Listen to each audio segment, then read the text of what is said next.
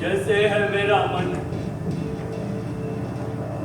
किसके बल पर लूंगा प्रतिशोध अपने पिता की निर्मम हत्या का। इस वन में भी भयानक, इस वन में भी भूल नहीं पाता हूँ युधिष्ठिर की वो घोषणा,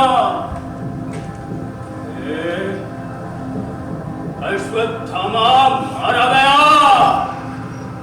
अश्वत्थामा मारा गया, अश्वत्थामा।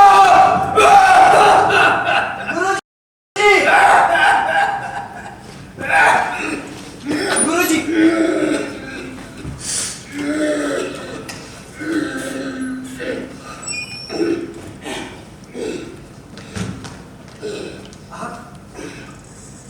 आप ठीक तो है ना?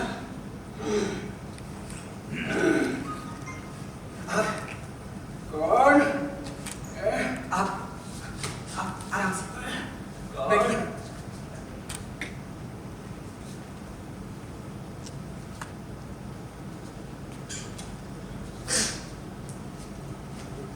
सालों के बाद आज अचानक कैसे हो तुम? मैं अच्छा हूँ, आप कैसे? मैं कैसा हूँ? मैं मंच जैसा हूँ, पुराना, धूल से जमा हुआ और बिल्कुल सोना। सबसे नीचे बैठे थे क्या? जी हाँ, बस आपको परफॉर्म करते हुए देखना चाहता। अच्छा, क्या देखा? यही ना कि मैं कितना कमजोर हो गया हूँ। जी नहीं, देखा कि कितना कुछ सीखना बाकी है भैया। आप हर शाम यही बिताते हैं? भाई मेरा बस चले तो मैं पूरा दिन यहीं पे बिताऊं, मगर काम इतने करने पड़ते हैं कि सुबह उठकर मंदार को जनाब, ये मंदार कौन है? मेरा पोता। सुबह उठकर मंदार को स्कूल ले जाओ, वापस आकर विजय के लिए खाना बनाओ, साफ सफाई करते करते दोपहर हो जाती है, और फिर दोपहर को दोबारा मंदार को स्कूल में लेकर आओ। पूरा दिन चला जाता है उसका होमवर्क कराने में, और फिर शाम को 6:30 बजे ट्यूशन से सीधा मैं यहीं चला आता हूँ, और 6:30 से 8:30 यहीं रहता हूँ। यानी कि दांत तो मैं 24 घंटे लेता हूँ, लेकिन जीता सिर्फ 2 घंटे हूँ। पर सच में बहुत अरसे बाद आपको परफॉर्म करते हुए देखा। मेरा तो आज भी सवाल वही है, आप जो भी कैरेक्टर करते हैं उसमें इतनी डेप्थ कहाँ से लाते हैं? भाई मेरा जवाब आज भी वही है कि मैं जो भी कैरेक्टर करता हूँ उसमें अपने आप को रिलेट कर पाता हूँ।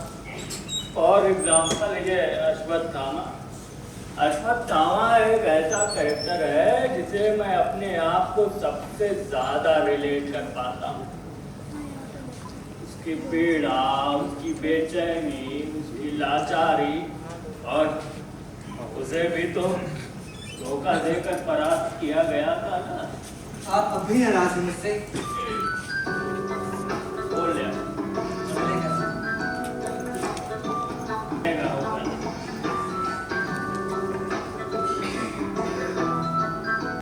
हाँ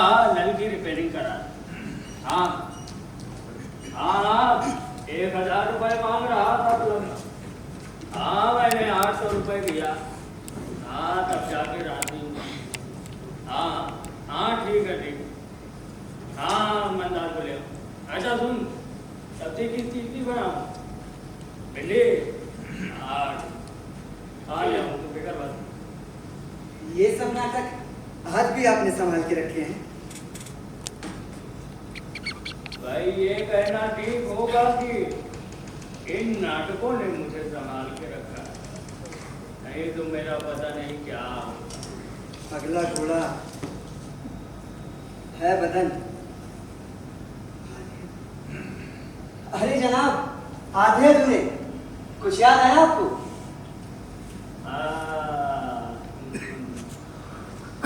भाई कैसे भूल सकता हूँ हमारी पहली मुलाकात।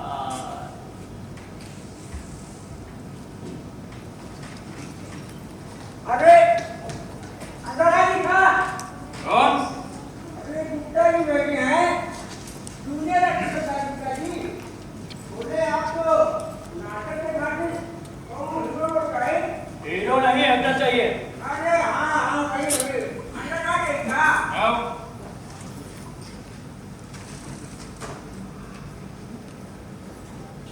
ने बताया नहीं कि मैं समय का कितना पाबंद हूँ। अरे बता तो रहे, मगर क्या है ना कि यहाँ लल्ला में जन्मदिन रहा। अरे लल्ला ने यादव इस मामा रेखा के दोस्त बा। हमने तो कहा उनकी कहा, अरे वो भी आ सकता है, हम उनको बहुत बोले।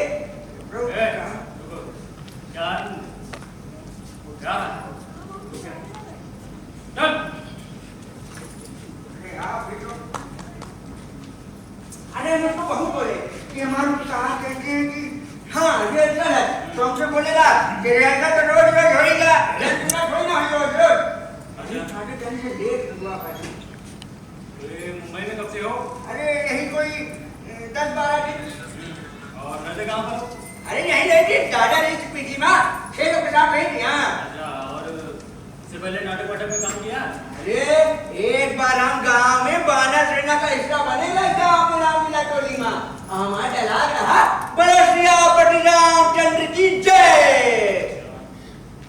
तो जाहिर है कि आप फिल्म स्टार बनने आए। ये नाटक वाटक में काम करके क्या मिलेगा आपको? देखो बात बोले आपको, नाटक वाटक ना बहुत छोटा चीज है। हाँ, हमको तो सिनेमा के बड़े पर्दे पे आना है भाई।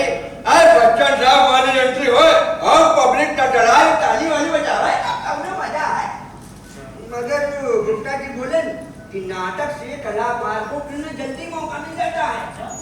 अरे हम यहाँ बना रहे हैं। हाँ। अच्छा वैसे गुप्ता जी एक बात हम बोले, हिंदी नाटक से बहुत कुछ सीखने को मिलेगा। ठीक बात बोले आपको।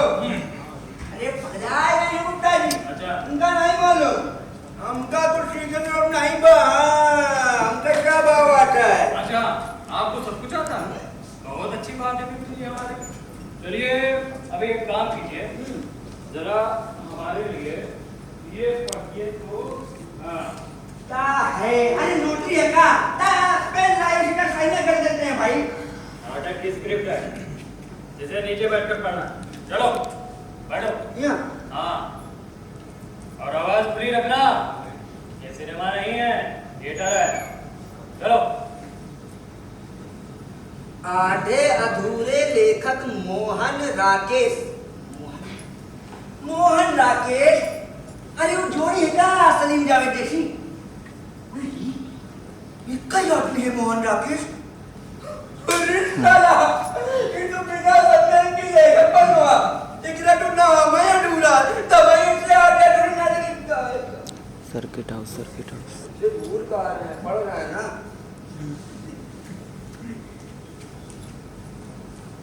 एक बार फिर से वही शुरुआत। शुरुआत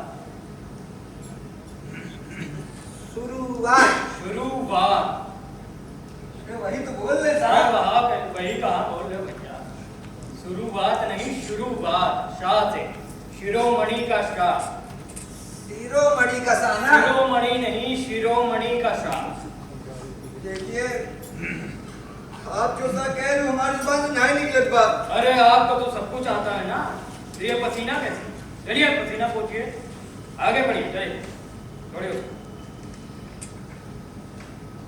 हम नहीं जानते आप लोग हमसे क्या आशा कर रहे हैं। आशा नहीं, आशा।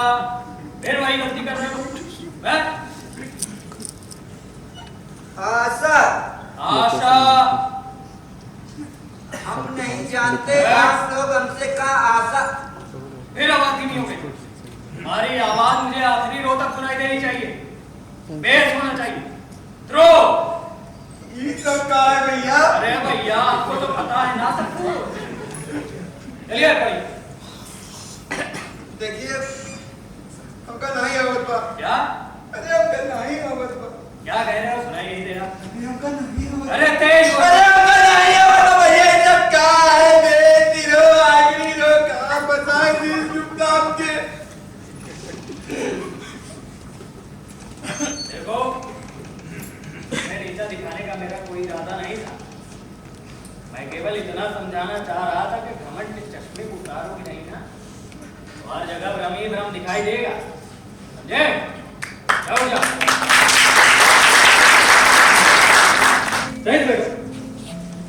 तरीका है?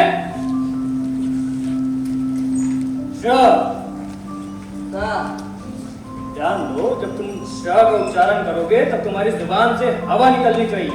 श। हाँ कोशिश करो, चलो। हाँ।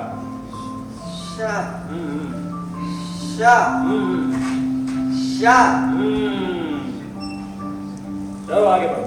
क्या लिखा है?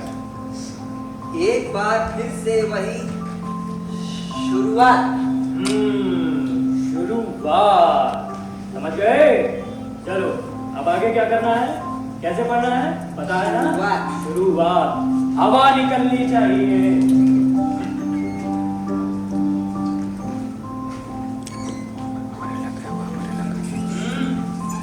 ये बिल्कुल भी सही तरीका नहीं है चलने का। तुम्हारी चाल जो है वो तुम्हारे कैरेक्टर के अनुरूप होनी चाहिए, समझे? और एक बेसिक रूल है चलने का कि जिस दिशा में आपको आगे बढ़ना है सबसे पहले उस दिशा का पैर आगे कीजिए।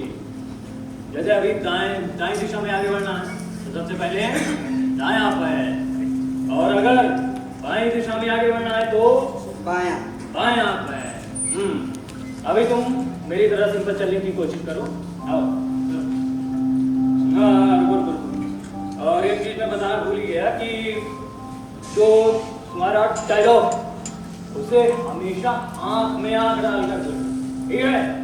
और अगर ऑडियंस से डायलॉग है तो जो तुम्हारा आई कांटेक्ट है वो तुम्हारे कद के बराबर होना चाहिए। समझ गए? चलो।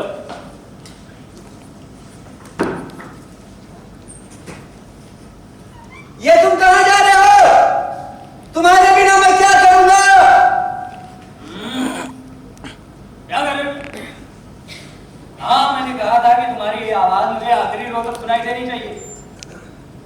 कम से कम पहले रो वालों का लिहाज तो करो, पहले हो जाएंगे तो चिल्लाओगे तुम।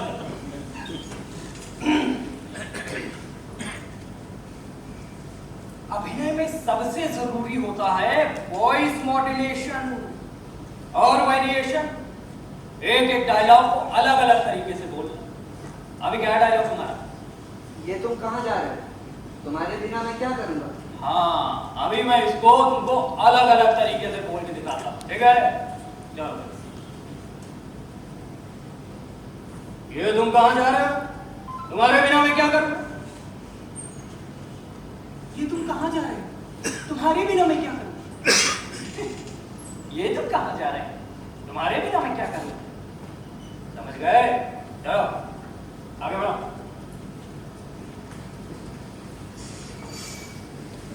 हम सच कह रहे हैं जनाब। अगर आप हमें नहीं मिलते ना तो हम बंबई की गलियों में ऐसे ही भटकते रह जाते। अरे नहीं नहीं, तुमने अपनी मेहनत से बहुत कम समय में बहुत कुछ हासिल कर लिया। मगर इसका श्रेय भी तो आपको ही जाता है ना। बस करो, ज्यादा मक्खन लगाने की जरूरत नहीं है। अच्छा सुनो, उस दिन मैंने तुम्हें आषाढ़ का एक दिन की स्क्रिप्ट दी थी, लेकर आओ यहाँ तक। को कालिदास का रोल दे रहा हूँ मैं। अरे लेकिन क्या हम इतना कठिन रोल कर पाएंगे? नहीं कर पाओगे, तुम कर पाओगे, तुम ही कर पाओगे। मुझे सबसे ज्यादा भरोसा तुम पर है। याद है मैंने एक दिन तुमसे क्या कहा था कि ज्ञान एक विशाल समंदर की तरह है। रोज इसमें उत्सुक होकर गोते लगाओगे तो रोज ये तुम्हारे हाथ में नया मोती देगा। पर याद है तुम्हें मेरी सारी बातें याद? मैं आपसे एक बात हमेशा से पूछना चाहता और हूँ, यही कि मेरा हुलिया, मेरा रवैया, मेरी जबान जानवरों से भी बदतर है, फिर भी आपने मुझे अपने ग्रुप में शामिल किया, क्यों? यानी कि तुम डायरेक्टली अपनी तारीफ सुनना चाहते हो? सब समझता हूँ भाई। मुझे तुम्हारी एक आदत बहुत अच्छी लगी, तुम्हारी ईमानदारी। रिहर्सल का पहला दिन था, तुम्हें पता था कि मैं समय का कितना पाबंद हूं, फिर भी तुमने देर से आने का कोई बहाना नहीं। कोई और होता तो पहली इंप्रेशन अच्छी रहे, कोई ना कोई बहाना बना दे, लेकिन तुमने सब सच कैसे? हाँ, मेरी फिल्में देखते हैं।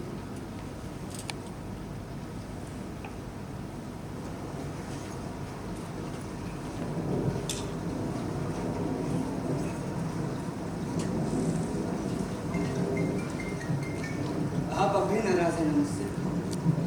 आखिर कब तक नाराज रहेंगे? बारिश रोज छतरी लेकर आता था तो इतनी तेज बारिश नहीं होती। आज छतरी भूल कर आया हूं तो मौसम और इंसान अगर वक्त बताकर बदलते तो कितना आसान हो जाता। नहीं लगता कि मैंने जो कुछ किया था वो गलत है। तुम जब भी झूठ बोलते थे अपनी नाक बुझाते थे। देखिए मैं सच कह रहा हूँ। I don't regret my decision at all. Good. Good. Because you shouldn't. आप बहुत नाराज हैं मुझसे। आज इस बात का फैसला हो ही जाए भाई, हैं? अरे मैं बिल्कुल भी नाराज नहीं हूँ तुमसे।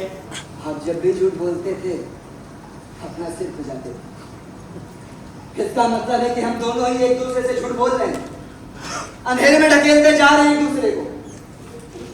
वास्तविकता के उजाले से ये परेड का अंधेरा कई गुना बेहतर है। और वो वास्तविकता कितनी भी कर्कश क्यों ना हो, मैं उसका सामना करने के लिए तैयार हूं। देखो मेरा कहना है कि हम उस राज को राज ही रहने दें तो बेहतर है। और मैं उस राज को जाने बगैर यहाँ से जाने वाला नहीं हूँ, और ना ही आपको जाने दूंगा। सुना आपने? मैं आपको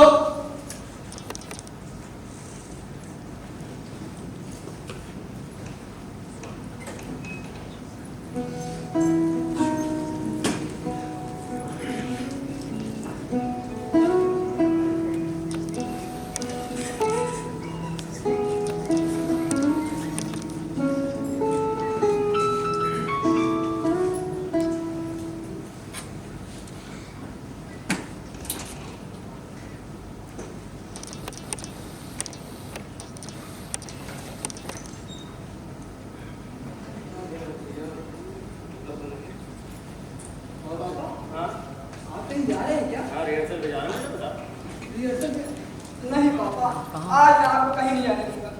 इट्स माय बर्थडे टुडे पापा। विजय, अगले महीने शो है और जो लड़का कालिदास का कैरेक्टर कर रहा है ना, बहुत नया, मुझे बहुत काम करना चाहिए। पापा, आप एक दिन के डायरेक्टर का लिबास उतारकर पिता का लिबास नहीं पहन सकते हैं। विजय, एक दिन तुम्हारी माँ ने भी यही जिद की थी, बिल्कुल ऐसी ही। इस जिद की वजह से मैं रिहर्सल पर नहीं गया। शादी की पहली सालगिरह थी और वो मुझसे रेस्टोरेंट जाने की बात कर रही थी। जिद माना, गए रेस्टोरेंट, सेलिब्रेट करने लगे। और सेलिब्रेशन के दौरान मुझे पता चला कि आज मेरे गुरुजी के बेटे और उनकी बहू की कार एक्सीडेंट में मौत हो गई। फिर भी वो रिहर्सल पर आए थे। और मैं केवल इसलिए नहीं गया क्योंकि मुझे सेलिब्रेट करना था। उस दिन से मैंने अपने आप से वादा किया विजय, कि चाहे कुछ भी हो जाए, मैं अपनी निजी जिंदगी का साया थिएटर पर नहीं पड़ने दूंगा। आपकी निजी जिंदगी का साया तो थिएटर पर नहीं पड़ता, और आपके थिएटर का साया तो निजी जिंदगी पर पड़ता है ना पापा। उसका क्या? ये तुम समझते क्यों नहीं? मेरे सारे स्टूडेंट नए हैं, मैं लापरवाह हो गया तो उन पर क्या छाप पड़ेगी? हैं? वो आगे आने वाली पीढ़ी को क्या सबक देंगे? अगर ऐसा हुआ ना बेटा, तो ये जो थिएटर का भविष्य है ना, बहुत अंधकार में चला जाएगा। आपको अपने थिएटर के भविष्य की चिंता है, बेटे के वर्तमान की कोई फिक्र नहीं। अंग्रेजी में एक कहावत है विजय, What cannot be cured must be cured। मेरा इंतजार मत करना, मुझे आने में देर। पापा अंग्रेजी में एक और कहावत है, better late than never।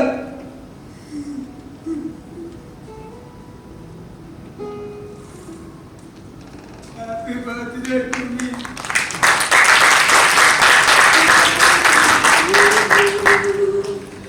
Happy birthday to you.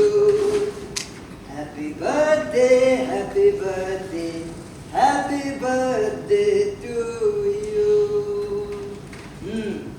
ये लीजिए, केक काटिए जनाब।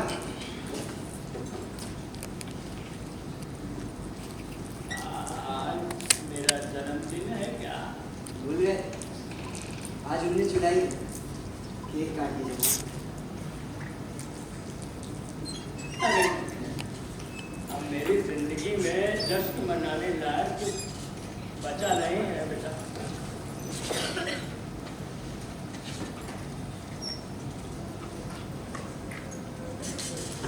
इसका जिम्मेदार कहीं ना कहीं मैं ही हूँ।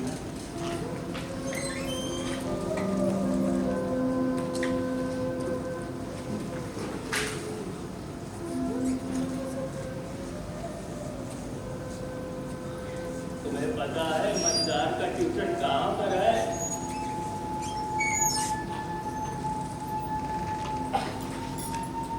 बहराम बाग के चौराहे पर जो एक टूटी हुई इमारत है ना, उसके चौथे माले पर है मतदार का ट्यूशन। आज तक मैं किसी तरह अपनी सांस काम कर उसको चौथे माले तक चौथे माले तक पहुंचते पहुंचते मेरा घुटना जवाब दे देता। फिर मैं चेहरे पर एक झूठी स्माइल रखता ताकि उसको गिल्टी फील ना। लेकिन कहा जाता है ना कि जो रुदन दिखाई और सुनाई नहीं देता, वो सामने वाले को और गहराई से स्पर्श कर जाता है। मंदार को वो कर गया और उसने मुझे ऊपर तक आने से साफ मना कर दिया। अब क्या करता है? ट्यूशन टीचर की बालकनी पे जाकर उपाय करता। Kind of confirmation that I have dropped in this।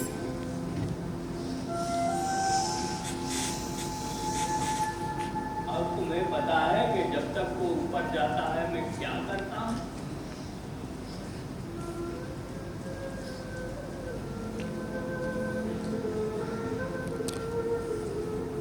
मैं टकटकी बांध कर उन सीढ़ियों को देखता रहता हूँ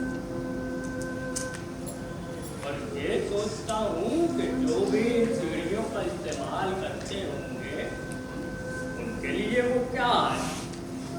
बस एक निर्जीव ढांचा जिस पर पैर बांधकर आप अपनी मंजिल तक पहुंच सकते हैं, और एक बार मंजिल मिल गई तो उसकी तरफ मुड़कर भी नहीं देखते। This is the truth. This is the truth of human nature. No emotional attachment.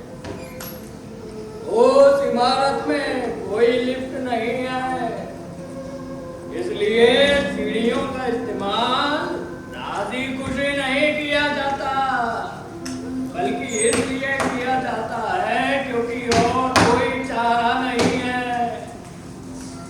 और ये सब सोचने के बाद मेरे दिमाग में जो पहली तस्वीर बनती है ना, तुम्हारी बनती है। तुमने थिएटर का इस्तेमाल उन्हीं सीढ़ियों की तरह राजी खुशी नहीं किया, बल्कि इसलिए किया क्योंकि और कोई चारा नहीं था फिल्मों में जाने के लिए। तुमने एक पर पैर रौंदते समय इसकी पवित्रता, इसकी भावनाओं के बारे में नहीं सोचा। मंजिल और एक बार मंजिल मिल गई तो इसकी तरफ मुड़कर भी नहीं देखी। थिएटर तो तुम्हारे लिए बगीचा था, जब मन किया आए, जब मन किया नहीं आए। लेकिन मैंने तुम्हें क्या बताया कि थिएटर की तुलना फौजी समुदाय से की गई। ये मांगता है संपूर्ण आत्मसमर्पण और बलिदान। और तुमने मुझसे क्या कहा कि मैंने कोई कॉन्ट्रैक्ट नहीं साइन किया है? ये बात है तुम्हारा? बता, है जवाब इसका? बोलो।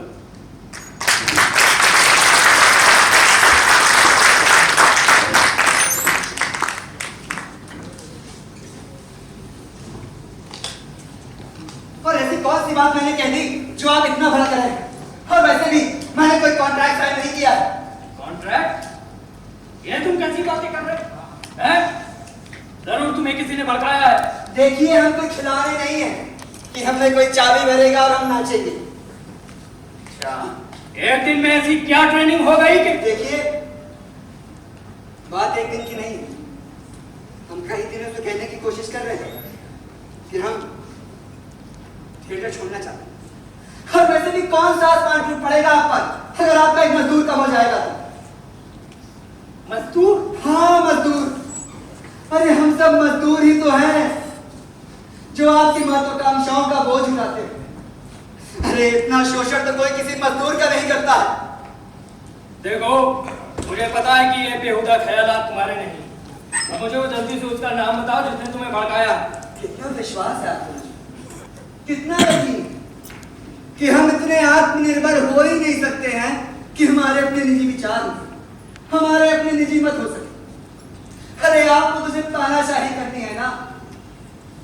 नियमों की गंध इतनी फैला रखी है कि सांस लेना मुश्किल हो जाता है। वही नाटक देखो जिसको मैं सुझाव करता हूँ, वही किताबें पढ़ो जिसको मैं सुझाव करता हूँ, उसी एक्टर को एक्टर मानो जिसको मैं एक्टर मानता हूँ। और हाँ, ये घटिया फिल्मों का नाम लेना भी मना है मेरे सामने। रिहर्सल के बाद घंटों बैठकर किसी फिल्म एक्टर की खिल्लियां उड़ाओ या किसी थिएटर के महारथी की गाथा गाओ। अरे हम सब कठपुतलियां हैं आपकी। अगर आपकी मनचाहे दिशा पे हमने कदम नहीं रखा तो आप डोर खींचेंगे और धकेल के दूसरी दिशा में पहुंचा देंगे। देखो, मुझे पता है कि तुम लोगों को मेरा रवैया ठीक नहीं लगता, समझे? और सच पूछो तो मैं भी कई बार सोचता हूँ कि तुम लोगों को खुला छोड़ दूं। अरे लेकिन मैं तुम लोगों को खुला कैसे छोड़ दूं? मैंने अपनी जिंदगी का बहुत सारा समय गलतियां करने और उनको सुधारने में लगा दिया। हाँ, तो हमें भी वो गलतियां करने दीजिए ना। वो गलतियां, इसका पता तो लगने दीजिए। सही क्या है, गलत क्या है, इसका पता अपने अंदर से लगने दीजिए ना। लेकिन नहीं, आपको तो बस बहुत हो गया। अब मैं ये सब छोड़ छाड़ के हमेशा के लिए जा रहा हूं। नमस्ते। अरे सुनो दादा, अरे मेरी बात तो सुनो। अरे उसका नाम तो बता दो जिसने तुम्हें भड़काया है। मैं जिंदगी भर तुम्हें कोसता रह जाऊंगा बेटा। मुझे उसका नाम तो बता दो। बताओ बेटा, बताओ। क्या करूं मैं? मुझे उसका नाम बताओ, ऐसे छोड़ के मत जाओ। अरे आज तो उसका नाम बता दो, जिसने तुम्हें बताया था। अगर आपको भी लगता है कि उस दिन मुझे किसी ने उकसाया था तो आपकी सोच में कुछ किसने उकसाया था तुम्हें? अरे वो मूलचंदा और मूलचंदा, वो सी ग्रेड फिल्मों का डायरेक्टर। क्या था उसमें? उसने मुझे बताया कि वो मुझे अपनी फिल्म में कास्ट करना चाहता है, लेकिन ये बात आपने मुझ तक पहुंचने नहीं रही। सरासर झूठ है, बिल्कुल झूठ। अगर आप इस बात को सच मान लेते तो मैं काफी नहीं रहता, लेकिन कम से कम आपको ये यकीन तो है कि कोई भी ऐरा गहरा इंसान हमारे रिश्ते को तोड़ नहीं सकता।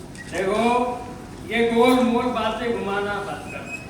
मुझे तुम्हारे मुंह से सिर्फ सच सुनना है। मुझे भी जनाब, मुझे भी केवल सच ही सुनिए। आपको क्या लगता है कि आप मुझसे कहेंगे कि मैंने थिएटर का इस्तेमाल सीढ़ी की तरह किया, और ये बात सच मान के मैं यहाँ से चला जाऊँ? देखिए जनाब, मेरे सवाल का जवाब आपके पास है और आपके सवाल का जवाब मेरे पास। और तुम मेरे सवाल का जवाब तब तक नहीं दोगे जब तक मैं तुम्हारे सवाल का जवाब ना दूं, हैं? यानी कि मैं तेरी डपली बजाऊं तो तू मेरा राग लगा। ना ना, I scratch your back and you scratch my back. It sounds more sophisticated. Sophisticated. कल तक जिसके मुंह में गुटखा और बीड़ी हुआ सोफिस्टिकेशन की बात कर रहे हैं जनाब, हुआ करता था, हाँ। अब नहीं। अच्छा, हुआ करता था, अब नहीं। इधर आ, इधर क्या होगा?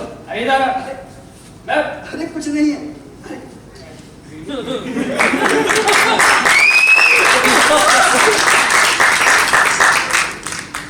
बेटा, बंदा चाहे कितना भी सयाना हो जाए, गुलाटी मारना नहीं। अरे वो मैं अपने नेक्स्ट फिल्म में वो गांव वाले का रोल कर रहा हूँ ना, तो उसकी रिहर्सल के लिए है, you know, method acting. Method acting, अच्छा। इनको हत्यारे का किरदार मिलता तो ये हत्या कर देते।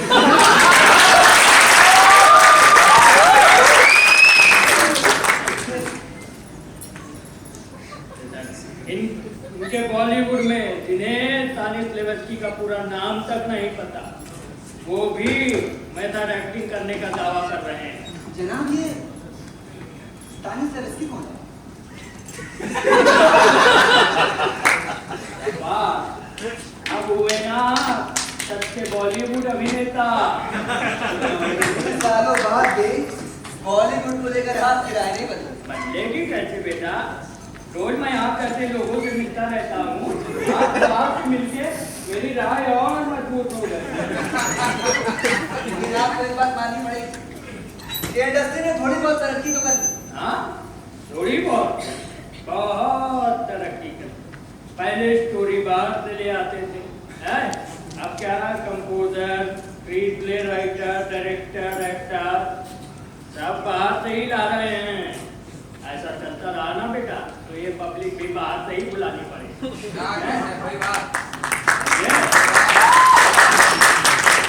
हिंदुस्तानी ऑडियंस को आज अगर मीडिया कृषि की आदत पड़ी है तो उसका जिम्मेदार सिर्फ और सिर्फ बॉलीवुड है। करेक्ट। मैं समझता हूँ इसमें जितना कसूर इंडस्ट्री का है, उससे कहीं ज्यादा कसूर हमारे दर्शकों का है। और वैसे भी हम ऐसी मसालेदार फिल्में क्यों बनाते हैं? क्योंकि दर्शक इन्हें देखने आ गए। अब अगर दर्शक ऐसी फिल्मों का बॉयकॉट करते हैं तो हमें झकमार की अच्छी फिल्में बनानी पड़ेगी। अच्छा, तो उसका जिम्मेदार भी बॉलीवुड ही है। अरे मैं 100 साल तक तुमको कचरा खिलाता रहूं और फिर कुछ अच्छा रख दूं खाने को, तो तुम खाओगे तो कचरा ही ना बेटा। अब ऑडियंस कहती रहेगी कि इंडस्ट्री हमें ये दे रही तो हम क्या करें? इंडस्ट्री कहती रहेगी कि ऑडियंस को ये अच्छा लगता है तो हम क्या करें? अब इसी तरह एक दूसरे पे इल्जाम डालते रहिए। और आप इनको एक दूसरे पर इल्जाम डालते थे, अफसोस मनाते रहे। और आप इसी तरह फिल्मी एक्टरों को अफसोस मनाते देख अपना केक खाते रहिए। केक कैसा लगेगा?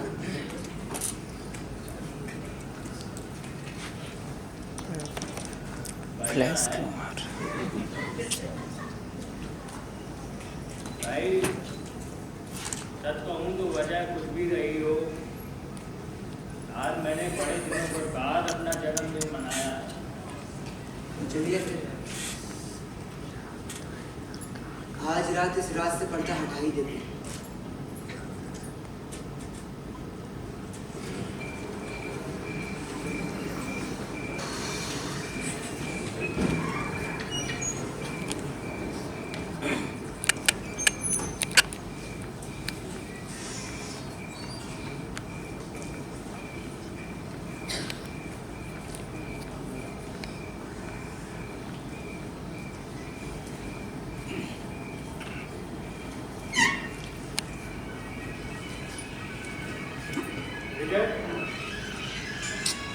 अभी तक सोए नहीं?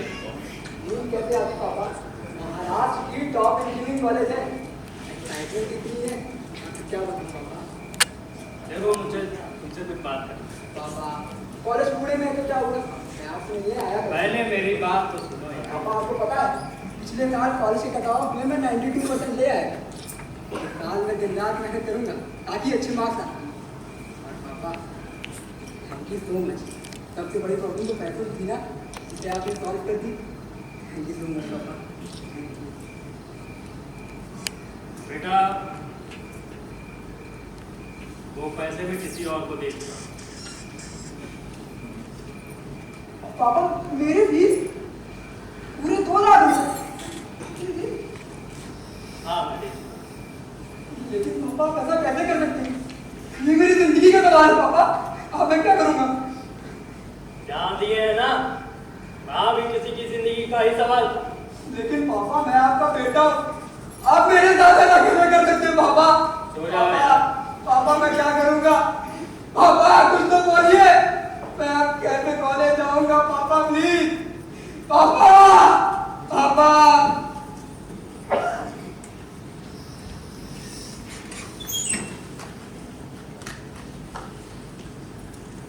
क्या तुम क्या कह रहे हो? अरे हमने जो कुछ भी सीखा है उससे सीखा है, और तुम चाहते हो कि मैं उन्हें धोखा दे दूं? धोखा? कैसा धोखा? अरे धोखा तो वो दे रहा है तुम सबको। अरे बात बताना, तुम गांव से यहाँ क्यों आए? 1500 रुपए में नाटक करने के लिए या फिर स्टार बनने के लिए? अरे बाहर की दुनिया में जाकर देखो कितना कुछ कमाना बाकी है। मेरा एक ही सपना था, मैं एचपीएल कॉलेज में इंजीनियरिंग को, लेकिन मेरे पापा ने मेरा वो सपना कुचल दिया। आपके अस्तित्व का क्या सम्मान करे तो आप कह सकते हैं, लेकिन अगर आपके अस्तित्व को कोई नकारे वो कहना मुमकिन नहीं होता है। और मेरे पापा मेरे अस्तित्व को नकारते हैं।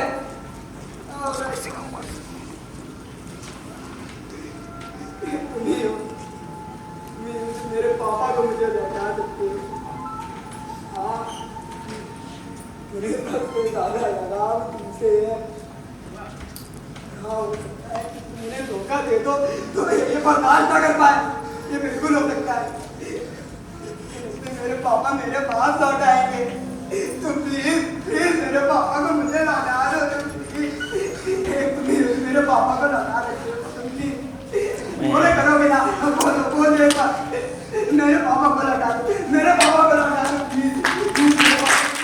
हमारे पिताजी का कैंसर और दूसरी तरफ मेरे बेटे की एडमिशन डेट निकली जा रही।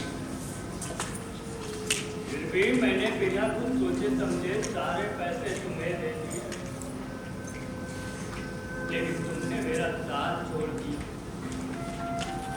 ये थी मेरी नाराजगी की वजह, लेकिन मुझे नहीं पता था कि मेरे बेटे ने ही तुम्हें उकसाया होगा। आपने मुझे बेटे का सपना तक कुर्बान कर दिया,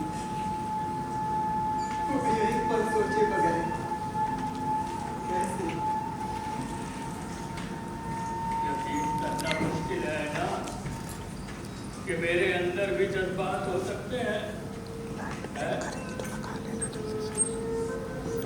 तुम यहाँ से छोड़कर सब कुछ चले गए और देखते देखते सीरियल में अच्छा काम करने लगे। तुम्हारे काम से मेरे बाकी बच्चों को प्रेरणा मिली और वो भी एक एक करके मेरा साथ छोड़कर चले। ऐसा लगता है कि जब आप घंटों बैठकर ताश का एक महल बनाएंगे और कोई एक फूंक मार कर उसे बिखेर।